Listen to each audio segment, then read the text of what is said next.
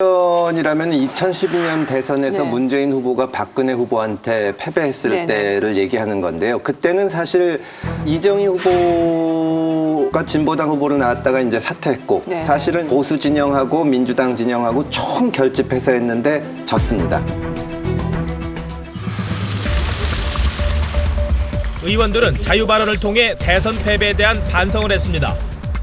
우선 우리가 자숙하고 패인도 분석하고 그런 기간이 필요하니까 그래서 당이 낮은 자세가 더 단결하고 한 목소리를 좀 냈으면 좋겠다. 대선 패배에 대해 반성해야 한다는 목소리는 있지만 당을 이끌 지도부를 어떻게 구성할지에 대해선 생각이 다릅니다.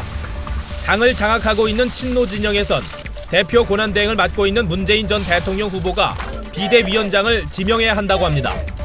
반면 비노 진영에서는 대선에서 패배한 순간 문재인 전 후보의 권한은 끝났다며 당 밖에서 새로운 인물을 영입하거나 원내대표를 새로 뽑아 당분간 비상대책위원장을 겸직해야 한다고 맞섭니다.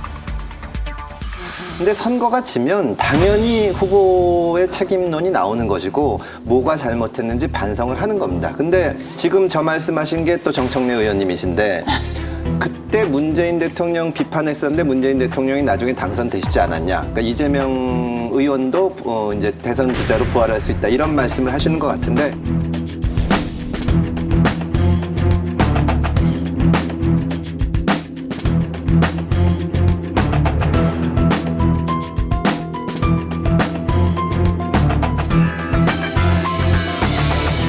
일단 저거는 반성을 안 하겠다는 겁니다. 비판하지 말아라. 그러니까 우리가 한 건 다 옳고 이게 말하자면 정치를 선악으로 보는 거죠. 민주당, 이재명, 문재인 정부가 했던 것은 다 옳은데 비판 자체를 하지 말라고 하는 거거든요. 10년 전 기억을 얘기를 하셨는데 불과 3년 전에 제가 이제 그 당시 그 윤석열 검찰총장 청문회에서 좀 비판적인 발언을 했다고 상남자 중에 상남자를 어떻게 비판할 수가 있냐. 그러니까 우리 편이면은 무조건 감싸려는 거거든요. 그러니까 불과 3년 전 만에 입장이 180도로 바뀌신 건데, 그러니까 우리 편이건 아니건 최소한의 객관성을 유지하고 봐야 되고 그래야 발전이 있는 겁니다.